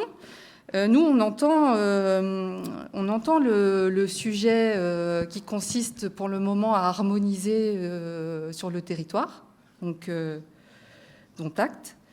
Mais on voudrait quand même vous exposer les éléments qui vont nous faire voter, qui vont nous faire voter contre cette délibération ce soir. Le coût retour sur investissement en régie publique est plus intéressant parce qu'il est possible de ce fait d'emprunter sur plus long terme. Donc, quand on fait une DSP, forcément, on emprunte sur la durée de la DSP. 10 millions d'euros sur 20 ans, ça coûte moins cher que 10 millions d'euros sur 10 ans. Donc, par ailleurs, l'ensemble des salariés est repris en régie publique. Et vous nous avez exposé, il y aurait, si on devait passer en régie publique, un besoin de 8 ETP. Mais si on économise les salaires des directeurs commerciaux, financiers, voilà, qui sont actuellement en DSP présents uniquement pour répondre aux besoins des actionnaires, ça peut peut-être rentrer dans les clous. Donc ça, on ne l'a pas vu dans l'AMO. La ligne budgétaire, ça je l'avais déjà dit en 2021, la ligne budgétaire au titre des contributions financières pour la recherche, en régie, elle disparaît. D'ailleurs, on a cette ligne budgétaire qu'on voit dans la DSP de Veolia. J'avais posé la question, qu'est-ce qu'ils recherchent, hein, ça aurait été intéressant, mais aujourd'hui, on n'a toujours pas la réponse à cette question. Et également, en régie publique, l'excédent est reporté sur l'année suivante. Que dans le cadre d'une DSP, ça s'évapore, c'est un peu flou, on n'a pas toutes les informations. Et encore, quand on a des informations, moi j'avais été étonnée, on avait d'ailleurs posé cette question aussi, quand on avait basculé le budget de la ville de Beauvais à l'agglomération, c'était avec un déficit de 200 000 euros, alors que Veolia enregistre des bénéfices records. Voilà, c'est vraiment des questions qu'on peut se poser effectivement par rapport à l'enrichissement de ces succursales à qui on peut faire de la délégation. Et enfin, la régie publique, c'est un outil démocratique parce que justement, ça permet une totale transparence entre les salariés, les usagers et les élus. Parce que quand on fait une DSP, les budgets, c'est opaque. Enfin voilà, c'est un peu opaque. Enfin, en tout cas. Et je voudrais juste terminer sur un point assez concret, parce que ça, peut-être qu'on en rediscutera plus tard, mais le schéma actuel de facturation de l'eau. Les prix au mètre cube diminuent au-delà d'une consommation de 6 000 mètres cubes. D'accord ? Et les prix au mètre cube ne tiennent pas compte non plus du nombre de personnes au foyer. Ça, c'est l'état actuel des choses. Donc, ça ne correspond pas du tout à un objectif d'économie d'eau. Et je terminerai sur ça, c'est que la préservation de notre ressource en eau est l'enjeu de nos prochaines années. Et donc, nous aimerions vous demander ce soir de revoir cette grille de tarification afin de la rendre plus juste. Je vous remercie. Alors pareil, je vais avoir du mal à répondre à tout. Concernant la transparence des comptes, c'est très clair. Aujourd'hui, le délégataire, on lui donne pas de l'argent, enfin le consommateur d'eau ne lui donne pas de l'argent sans contrepartie. Mon voisin, il est en train de regarder, je ne sais pas quoi. Aujourd'hui, le délégataire, il a un boulot. C'est prévu dans son contrat, notamment la gestion des fuites, le renouvellement des vannes. Enfin, il y a tout un tas de métiers qui sont abordés, et c'est bien le rôle du délégataire. Et en fait, le délégataire, dans son contrat, réalise ce qu'on lui demande de réaliser. Donc c'est bien ce dont on est en train le sujet sur lequel on est en train de travailler, c'est d'essayer de déterminer ce que l'on va demander au délégataire. Mais le délégataire, il ne va pas travailler gratuitement, ça c'est clair. Ensuite, les comptes, ils sont parfaitement clairs. Aujourd'hui, je redis ce que j'avais déjà dit, c'est bien l'agglo qui est propriétaire de toutes les installations, sauf une chose, les compteurs d'eau. Les compteurs d'eau sont la propriété du délégataire. Mais tout le reste, c'est bien la propriété de l'agglomération. Donc aujourd'hui, il y a un budget. Sur le budget, on a des recettes sur la part agglo qui rentrent et qui nous permettent de réaliser les investissements qui sont nécessaires, que ce soit pour le renouvellement des canalisations. En gros, une canalisation, c'est 6 mètres de long. Aujourd'hui, le délégataire, il a l'obligation de travailler sur ça, sur des longueurs inférieures à 6 mètres. Tout ce qui est supérieur, c'est bien un investissement de la communauté d'agglo. Donc on reste parfaitement transparent sur ce point, et on fait avec les moyens dont on dispose. Concernant les tarifs, aujourd'hui, sur les 13 communes, il y a des modes de tarification qui sont parfaitement différents. Je ne connais pas par cœur le mode de tarification de la ville de Beauvais, vous la connaissez sûrement mieux que moi, mais aujourd'hui, il y a un tarif progressif. De tête, je pense que les 30 premiers mètres cubes ne coûtent pas le même prix que les mètres cubes suivants. Donc il y a un tarif progressif aujourd'hui qui est adapté aux moyens des familles. Alors on peut toujours faire mieux, mais aujourd'hui il existe, mais il n'existe pas sur toutes les collectivités. Donc ça aussi, c'est quelque chose qu'il faut qu'on imagine. L'objectif, c'est pas de revenir en arrière, c'est de mettre tout le monde sur le même pied d'égalité. Donc on y travaille, on travaille sur ce point. Qu'est-ce que j'oublie encore? Je ne sais plus ce qu'on a abordé comme sujet, mais il n'y a pas un manque de transparence sur ce point. Les rôles sont parfaitement identifiés et chacun reste dans son rôle. Mais évidemment, il faut que le contrat soit bien élaboré dès le départ. Sur les régies, moi ce que j'en sais, c'est qu'il y a un certain nombre de villes qui sont effectivement revenues en régie, mais la régie, elle n'est pas totale. À un moment donné, il y a toujours appel à un prestataire parce qu'on ne peut pas avoir toutes les compétences sur place. Tout à l'heure, Marianne, tu as indiqué qu'il nous fallait 8 ETP. Non, il nous en faut plus que ça. Les 8 ETP, ça correspond au transfert légal que nous devons accepter entre le prestataire privé et la collectivité en cas de passage en régie. Mais 8 ETP, c'est parfaitement insuffisant sur le territoire que l'on a. Et de toute manière, sur les 8 ETP, on ne maîtrisera pas du tout leur spécialité. Or, on a besoin de spécialités qui sont très diverses pour intervenir sur l'eau. Bon, j'ai essayé de répondre. Merci beaucoup, Philippe. Alors, il y a Monsieur Demet qui essaye de prendre la parole. Malheureusement, moi, j'ai un des deux écrans qui est inactif. Donc, Monsieur Demet, si vous m'entendez, je vous donne la parole.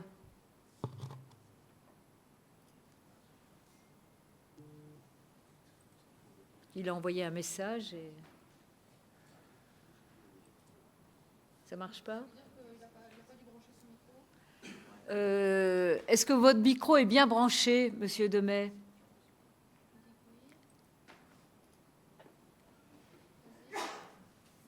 Vous m'entendez là? Ah, on vous entend, oui. Est-ce que certains Oui, le en voient fait, sur j'ai l'écran? levé la main juste après avoir répondu présent à l'appel. Depuis, le modérateur m'a fermé mon micro. Oh. Est-ce que vous m'entendez? Oui, oui, mais on vous entend. Je ne vous vois pas, mais Et je vous donc, entends. même si je n'avais pas de commentaire à faire ni de voter contre, je n'ai pas pu intervenir. Je voudrais que le modérateur tienne compte de ce qui se passe dans la zone de discussion. Comme ça, il verrait quels sont les problèmes des personnes qui sont en visio. Parce que moi, depuis tout à l'heure, je ne peux rien commenter. Et j'ai pas, bon, même si je n'ai pas voté contre, je n'ai pas pu voter. Et je ne pense pas que je sois le seul dans ce cas-là. Donc j'aimerais bien que le modérateur... Attendez, Monsieur Demet, j'ai pas entendu. Espace de discussion. Monsieur Demet, à quoi vous vouliez voter contre? Non, je ne voulais pas voter contre. Ah, mais je bon, ne pouvais d'accord. pas voter du tout. Ah bon. Et là, vous vouliez intervenir sur l'eau? Non, du tout. Non, d'accord. Non, mais j'ai pas de micro depuis l'appel. D'accord, très bien. Merci beaucoup. Qu'est-ce qu'il veut parler d'autre? Ah, Monsieur Enjolras. Oui, je ne suis pas un grand spécialiste de l'eau et c'est pour ça que je m'y perds un peu. Alors, j'écoute ce que dit Thierry Horry, j'écoute la présentation qui nous a été faite, j'écoute ce que dit Marianne Sec, enfin bon, j'écoute tout le monde. J'ai lu aussi le rapport de la MO là, qui nous présente un certain nombre de choses. Je suis assez d'accord pour dire que je ne le trouve pas terrible, hein, très sincèrement. Quand je dis pas terrible, c'est un euphémisme. Ce que je n'arrive pas à comprendre, on se moque de Thierry Horry en disant, parce qu'il parle effectivement des distributions. Non, quand je dis on, moi, voilà. Je plaisante, hein, monsieur Horry. Mais on sous-entendrait qu'il a une position idéologique quand il parle des distributions de dividendes. Je pense qu'aujourd'hui, c'est le problème des régies est d'autant plus d'actualité qu'il existe le problème du pouvoir d'achat des habitants de notre agglo. Et je pense que essayer de trouver toutes les solutions pour que tout soit moins cher, si c'est possible, je pense que ça vaut le coup de le regarder. Alors c'est vrai, j'entends bien ce qui a été dit, on ne peut pas décider de mettre en régie dans 2 mois, dans 3 mois, dans 1 an, etc. Je pense qu'effectivement, c'est une réalité. En revanche, la présentation qui nous a été faite, le présentateur n'exclut pas que peut-être, si telle condition a été remplie, si telle autre condition a été remplie, ça pourrait être quelque chose qui serait viable. Donc c'est vrai que lancer une véritable étude sur ce sujet et se donner les moyens d'y arriver, ce serait quelque chose d'intéressant. Parce que quand on regarde sur le papier le rapport de l'AMO, on se dit... déjà, on va payer un certain nombre de choses, des investissements, de transferts, de savoir-faire, etc., que ce soit l'informatique ou autre. Mais ça, déjà, c'est one shot. C'est la première année. C'est pas pour la suite. J'espère d'ailleurs que pour un certain nombre d'entre eux, dans le prochain contrat, il sera inclus que toutes ces choses-là deviendront de facto la propriété de l'agglo pour une grosse partie de ces choses-là. Enfin, je veux dire, ça me paraît une possibilité juridique. Et c'est vrai que dans ce cas-là, alors vous avez certainement fait vos calculs et j'ai toujours un peu honte de faire des réflexions à des gens qui ont bossé alors que ça n'a pas été mon cas, mais vous dites qu'il faut absolument rallonger les périodes parce que les investissements vont être relativement importants et donc on passe à des périodes entre 10 et 15 ans. Je pense que très sincèrement, ça pourrait être intéressant pour les habitants de notre agglo qu'on essaye de faire en sorte que la période soit la plus courte possible et que ce temps-là soit véritablement utilisé en toute objectivité. Je suis dans là, ce n'est pas de l'idéologie, mais en toute objectivité, pour essayer de voir de quelle manière on pourrait arriver à faire une régie qui soit rentable. Je pense que techniquement, c'est quelque chose de tout à fait possible, parce que des économies, il y en aurait qui seraient juridiquement et fiscalement faites parce que ce serait une régie, et voir s'il faut effectivement passer 2, 3 ans, 4 ans à aller essayer de persuader d'autres personnes de se regrouper, s'il faut aller persuader d'autres personnes de mutualiser certains postes qui, eux, sont, comme vous le disiez très justement, on ne peut pas embaucher un poste pour X personnes alors que ce poste-là ne peut s'amortir que sur 2X personnes. Mais je pense que ça vaut le coup d'y travailler, même si aujourd'hui c'est un dossier qui n'est pas prêt. Je pense qu'en dehors de toute idéologie, c'est quelque chose qui mérite d'être travaillé. Vous avez raison de dire, Veolia, ils ne vont pas venir, et quel que soit le délégataire, il ne va pas venir travailler. La vocation d'une boîte privée, c'est de faire des résultats et éventuellement d'en distribuer à ses actionnaires. Donc ça, on ne peut pas l'enlever. Mais c'est vrai que l'idée, ce serait de dire, est-ce qu'on ne peut pas trouver le système viable techniquement et financièrement qui permettrait de faire en sorte que le prix de l'eau soit le moins cher possible pour les habitants de notre région. Et je pense que ça vaudrait le coup d'y travailler très sérieusement sur les 5 ans, ou les 6 ans qui arrivent. Voilà, donc c'est un peu général comme intervention, mais voilà. Ouais, merci, monsieur Enjolras. Philippe. Comment ? Philippe, vous voulez ajouter quelque chose? Et oui, bien, Mehdi Raoui aussi. Rapidement, c'est pas parce qu'on passe en régie qu'on a la capacité de baisser le prix de l'eau, parce que tout ce qui est assuré aujourd'hui par le délégataire, on est obligé de nous l'assurer derrière. Aujourd'hui, le nombre de personnes nécessaires pour travailler sur la structure, qui est relativement petite, nous demanderait, j'irais, de mobiliser beaucoup de spécialités différentes. Alors, effectivement, on peut y réfléchir, mais la réflexion, elle nécessite d'autres études auparavant. Et tout à l'heure, je parlais d'un schéma directeur de l'eau, parce que l'eau potable, à la différence d'un fil électrique, les tuyaux, enfin les captages déjà sont positionnés à certains endroits qu'on ne peut pas déplacer. Et les canalisations d'eau, à l'intérieur des canalisations d'eau, l'eau circule dans certains sens. Aujourd'hui, moi j'ai un syndicat qui est en partie interconnecté avec la ville de Beauvais, puisque la ville de Beauvais à l'origine faisait partie du SIAB. Aujourd'hui, elle n'en fait plus partie. On est capable de sécuriser une partie du territoire, mais pas la totalité. Donc, pour éviter de faire des investissements dans tous les sens, on a besoin d'avoir un document qui nous dise, voilà, à tel endroit, il y a un point faible. À tel endroit, la population n'est pas sécurisée en termes d'alimentation. Aujourd'hui, ce document, il n'existe pas. Et il ne peut pas se faire en 5 minutes. On ne peut pas non plus faire appel au volontariat de nos voisins pour venir, parce qu'aujourd'hui, il existe un texte, et c'est ce que j'ai dit tout à l'heure. Les structures qui fonctionnent et qu'on a laissé continuer à exister, elles ne sont pas prêtes à laisser partir leurs membres. Je me souviens d'une question de Jean-Louis Vandebury au tout début, qui a posé la question pour que les choses soient claires pour tout le monde, parce qu'effectivement, il y avait un différentiel de prix entre le SIAB et puis l'agglo.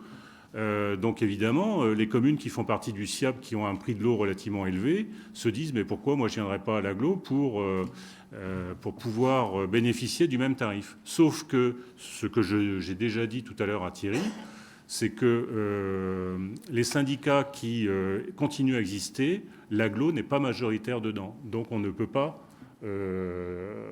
sortir comme on veut. Donc c'est comme ça, c'est les règles du jeu qui sont comme ça. Aujourd'hui, on n'a pas d'autre solution.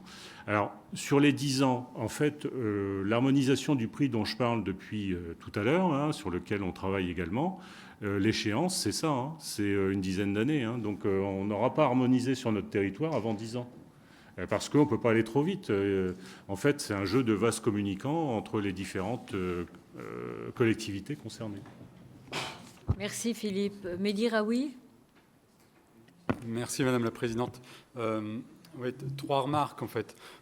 D'abord, pour considérer qu'on passe à côté d'une opportunité dans le territoire, en tout cas dans la commune que je connais le mieux, à Beauvais, on a quand même réussi à souvent être pionnier et à avoir un réseau de bonne qualité, voire de très bonne qualité, que ce soit sur le renouvellement des canalisations, où on a souvent été à la pointe avec un taux de renouvellement fréquent et qui permettait 2 choses.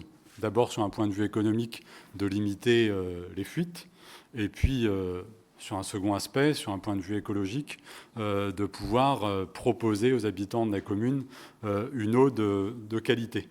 Et c'est notamment grâce à ce travail de précision qu'on pouvait faire concilier économie et écologie à Beauvais sur les enjeux de distribution de l'eau potable. Sur le sujet aussi en lui-même globalement, philosophiquement, On dit toujours dans les grands discours que l'eau est un bien public inaliénable, que chacun doit pouvoir avoir accès à de l'eau potable. Et lorsqu'on pousse le sujet, on se rend compte qu'en fait, on ne paye pas l'eau en elle-même, mais qu'on facture la distribution de l'eau potable. Peu de nos concitoyens le savent, ça surprend que ce n'est pas l'eau qu'on facture, mais bien sa distribution. Et ça pose une question qui a du sens à l'échelle d'une agglomération, puisque observer aujourd'hui les différences de tarifs qu'il y a dans notre pays, c'est-à-dire dans un pays qui considère que l'eau est un bien inaliénable, qu'on ne paye pas le même prix de l'eau qu'on habite à Nantes, à Rennes ou à Beauvais, c'est quelque chose qui mérite. Alors, à l'échelle de notre territoire, on avance, malgré tout, malgré le fait qu'on n'aille pas dans la direction qu'on aurait souhaité sur l'obtention d'une régie, mais qu'on puisse gommer les inégalités tarifaires entre les différentes communes pour que chacun puisse avoir un tarif unique. Et je pense qu'une péréquation est un outil, la péréquation est un outil qui pourrait nous permettre de gagner et d'obtenir des progrès en la matière. Enfin, puisque voilà, on connaît bien l'issue du vote et qu'on s'engage vers une nouvelle délégation de service public, des remarques sur la précédente délégation de service public. Premièrement, sur la question de la tarification, on avait, lorsqu'on a revu sur Beauvais la délégation de service public à Veolia, beaucoup travaillé sur la question du tarif social de l'eau. C'était une proposition que nous avions construite, je peux dire, conjointement. On l'avait délivrée à l'époque en conseil municipal. La majorité s'en est saisie et ça aboutit vers, effectivement, la construction d'une tarification sociale de l'eau à Beauvais. Je pense qu'il y a encore des progrès à construire autour de cette modalité qui est très intéressante, puisqu'aujourd'hui, on se concentre en fait sur les 15 premiers mètres cubes en offrant cette tarification sociale de l'eau à tout le monde en réalité, sans faire de distinction par rapport aux revenus et à la situation des bénéficiaires. C'est un souhait que nous formulons ce soir, que le groupe de travail qui va être amené que la délégation que le Conseil va constituer pour pouvoir construire cette délégation puisse avoir vraiment en tête, un groupe dans lequel nous souhaitons bien entendu contribuer et siéger. Et un deuxième axe, toujours sur l'aspect tarifaire et qui fait le lien en fait avec les difficultés sociales que certains habitants de notre territoire peuvent rencontrer, c'est sur les pénalités pour retard de paiement. Bien entendu, il y a des règles, il faut que chacun paye sa dette dans les délais qui sont impartis. Nous ne le contestons pas, bien au contraire. Nous encaissons, nous aussi, en tant que collectivité, des prestations. Donc il faut que les choses soient réglées en temps et en heure. Néanmoins, il y a une grosse disproportion dans ce que Veolia facture aujourd'hui sur les impayés. Bien entendu, ceux qui sont en impayés sont malheureusement souvent ceux qui sont le plus en difficulté pour pouvoir régler leurs dettes. Ils n'ont pas forcément de prélèvement automatique où ils peuvent rencontrer des difficultés, ils ne se saisissent pas forcément toujours des dispositifs puisqu'ils ne rentrent pas dans les cases proposées par les différents CCAS.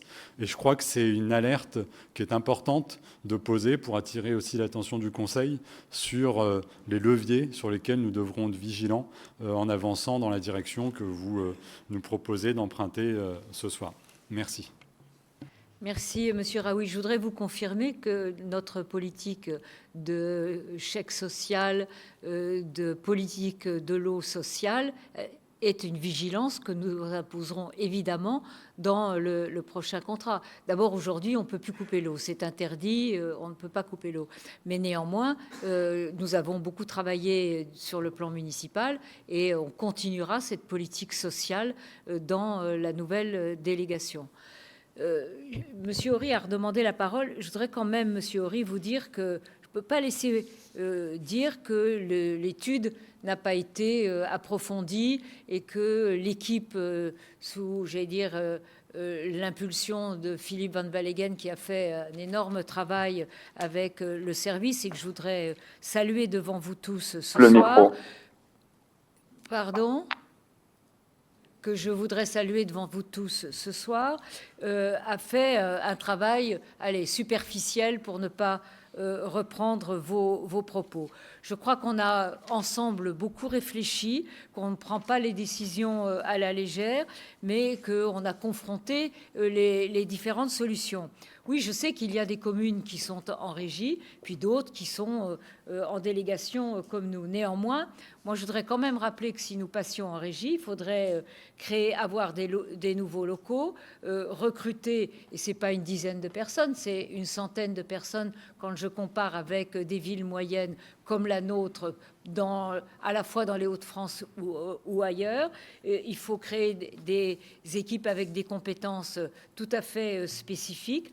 Il faut avoir des équipes qui font le lien avec la clientèle, avec un bureau d'études pour la facturation, et il faut évidemment acheter du matériel et travailler sur l'entretien des canalisations. Ce qui est un problème dans une ville comme Paris, je me permets de le dire, parce que la régie va être abandonnée, si je ne me trompe pas, parce que l'entretien n'a pas été à la hauteur et qu'il y a des soucis aujourd'hui sur l'entretien des canalisations. Donc cela demande un budget spécifique de fonctionnement qui doit être anticipé au démarrage.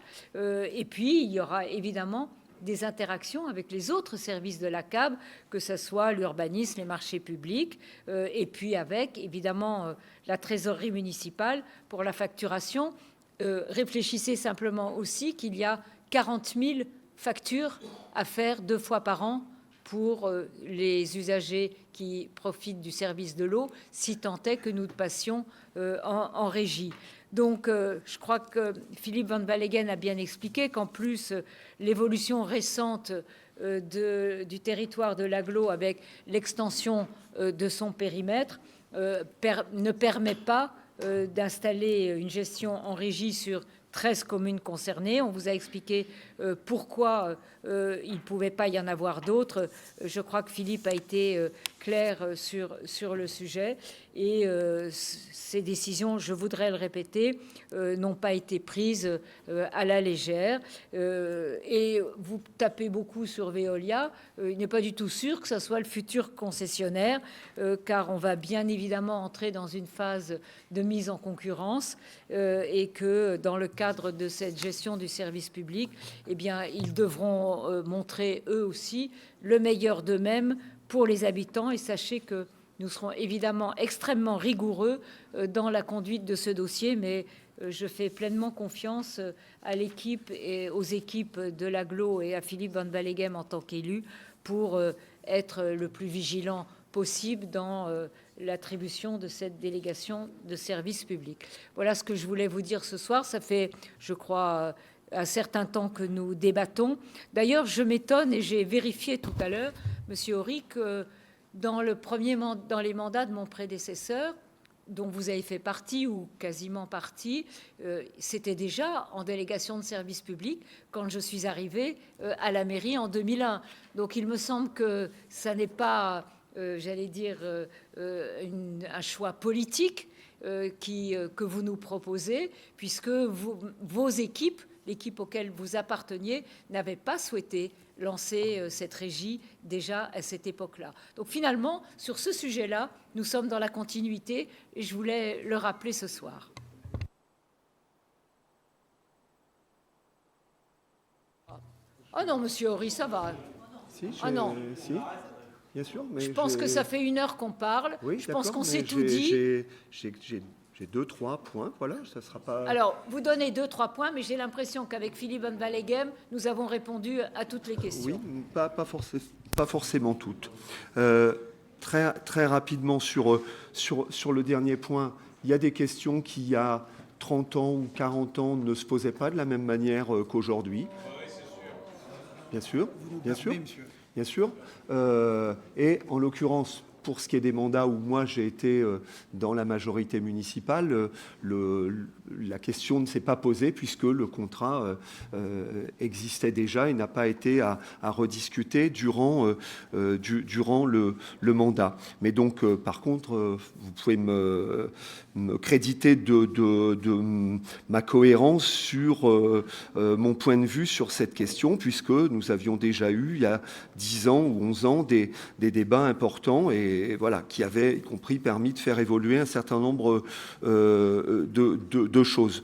Je voudrais dire au passage qu'évidemment, je n'ai absolument pas mis en cause ni le travail ni la sincérité de Philippe Van Wallegem. Simplement, il me semble que le document qui est donné est quand même un petit peu light. Mais voilà, c'est tout, c'est pas l'essentiel. Au passage, moi, ce que je retiens quand même de l'échange qu'on a, c'est quand même que cette question de la carte de l'eau sur le Beauvaisis, qui reste celle d'un puzzle, et pour les raisons y compris qu'a évoqué Philippe Van Wallegem, avec le fait que les communes appartiennent à des syndicats différents, qu'il y a des règles dans ces syndicats, mais donc ça veut dire qu'on va rester dans cet état-là, et je mets en cause personne. Voilà, c'est la réalité, mais du coup, on peut vraiment s'interroger sur le sens. Là, je vais prendre ma casquette de Beauvaisien, mais comme Beauvaisien, c'est quoi, je veux dire, le sens, l'intérêt, puisque nous n'avons pas d'intérêt commun, je veux dire, en termes d'adduction d'eau, d'être dans une même structure avec l'UCHI, contre lesquels, évidemment, j'ai rien. Mais c'est quoi l'intérêt, là, ici? Puisque, de toute façon, s'il y avait une perspective d'intégration totale, mais ça n'est pas ça, et je ne vous mets pas en cause là-dessus.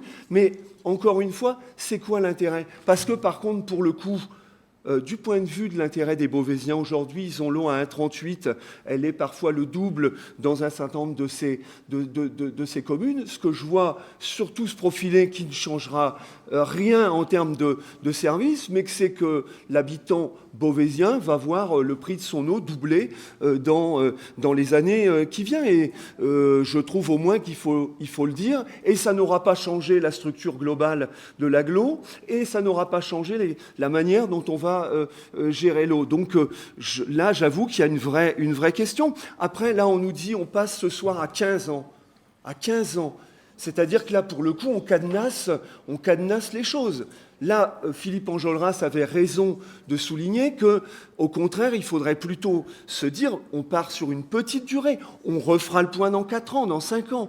On refera le point si c'est pour partir sur une délégation de service public, mais on ne se met pas les mains liées pour 15 années. Enfin, je veux dire, c'est parce que, du coup, plutôt que de se dégager de la tutelle de Veolia, bon, vous avez l'air de considérer... Oui, d'accord, je parle beaucoup de Veolia, mais vous avez l'air de considérer que c'est des philanthropes. Non, ils viennent... Et d'ailleurs, d'un certain point de vue, quand Philippe dit, en fait, on propose d'aller vers 15 ans, parce qu'en fait, en gros, il faut qu'évidemment, eux, ils aient un retour sur investissement. C'est-à-dire qu'en clair, l'investissement qu'on va leur demander de faire, ils vont nous le faire payer. Et donc, plutôt que de payer un peu moins les actionnaires de Veolia, on va les payer encore un peu plus. Bien sûr, mais bien sûr. Sinon, ça n'aurait pas été l'argument pour dire c'est pour cette raison-là qu'on prolonge.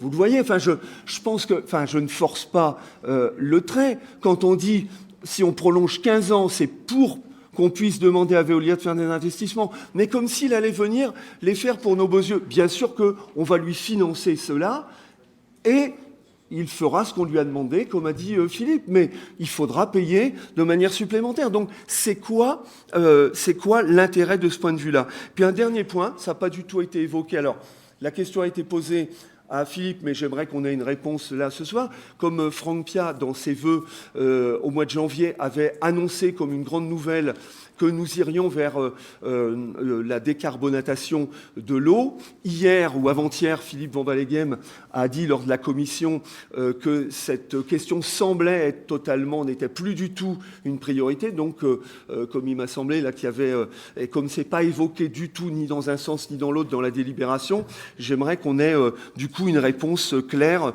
sur cette question, à la fois sur la tarification, sur la décarbonatation et sur le fait qu'effectivement on va payer plus encore à Veolia. Alors d'abord, arrêtez de nous parler de Veolia, parce que finalement, on a l'impression que vous allez les défendre au train où ça va. Donc il va y avoir un concours, et comme dans tous les concours, ça sera le meilleur qui gagnera. Donc, cette un peu haro sur Veolia, ça devient un peu fatigant. Deuxième point, la décarbonatation.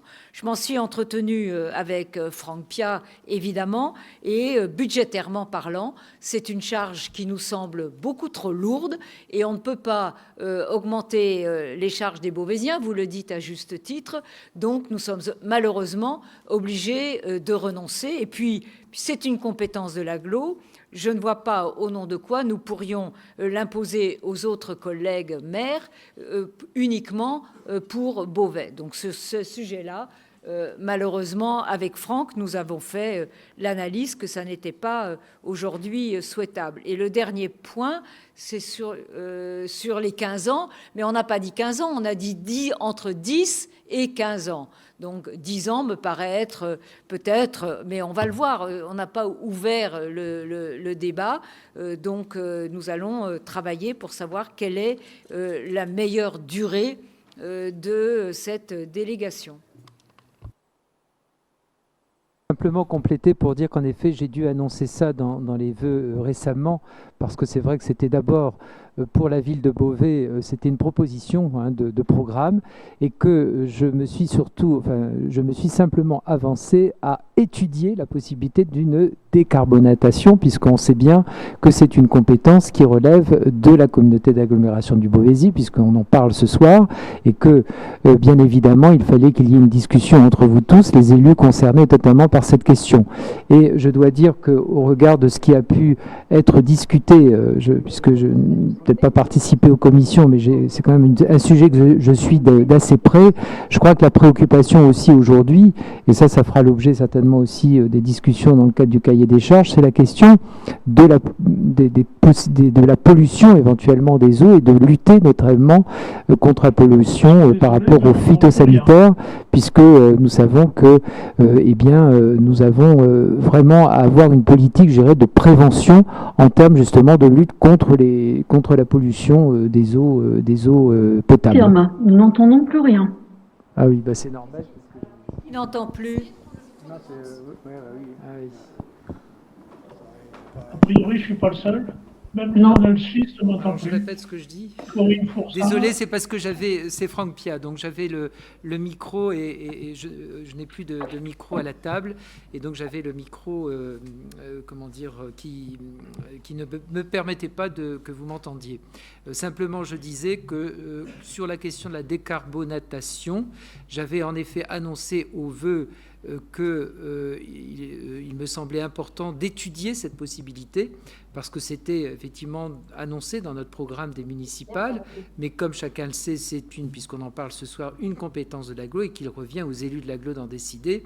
Et j'ai bien compris, comme l'a dit la présidente, qu'on était sur des charges importantes et qu'il y avait peut-être mieux à faire par rapport notamment à la question de la prévention contre les pollutions d'origine notamment liées aux produits phytosanitaires. On a eu quand même ces derniers temps, quelques soucis à ce sujet. Je pense qu'il y a effectivement lieu, et ça, vous aurez certainement l'occasion d'en rediscuter dans le cadre de l'élaboration du cahier des charges avec Veolia, de discuter sur ces questions. Merci beaucoup. Bien, mes chers collègues, je pense qu'il est le temps de passer au vote. Il est donc proposé au Conseil communautaire d'approuver le principe de la gestion déléguée du service public d'eau potable pour les communes de Bresles, Crèvecœur, La Neuville-en-Haye, Litz, Beauvais, Rotangy, Francastel, la rue Saint-Pierre, Luchy, Muydorges, Auchy-la-Montagne, Nivillers, Audivillers, membres de la communauté d'agglo du Beauvaisis, pour une durée de 10 ans ou plus à compter du 1er février 2024 et dont les caractéristiques figurent dans le rapport joint en annexe à la présente délibération. Est-ce qu'il y a des votes contre ? Oui, et donc nous sommes 4 à voter contre, avec Grégory Narzy, Roxane Lundy, Dominique Lincmaillet et moi-même. Alors, vous me dites ? Oui, mais vous ne pouvez pas avoir 3 pouvoirs, monsieur. Non, mais Grégory Narzy a celui de Roxane Lundy, il est en ligne, il est en visio. Alors, justement, je voudrais que sur les écrans, les élus qui sont en visio manifestent leur vote. Donc, j'en suis au vote contre, avec une main. La main verte, il paraît. C'est le cas pour l'eau, c'est bien. Mais personne ne m'entend apparemment. Si? D'accord. Oui, ben donc ça fait 4, puisque ça fait 4 avec vous, Monsieur Horry. Ensuite, vous votez contre aussi, Madame Sec avec un pouvoir et Monsieur Raoui aussi. Ça fait 7. Et Madame Beuil, vous votez comment? Pour. Très bien. Monsieur Enjolras? Vous vous abstenez. Alors, on passe aux abstentions. Est-ce que ceux qui sont en visio, est-ce qu'il y a des abstentions? Il n'y a que Monsieur Enjolras et Monsieur Désirest. C'est tout? Et donc les autres élus votent pour. On est bien d'accord? Eh bien, je vous remercie.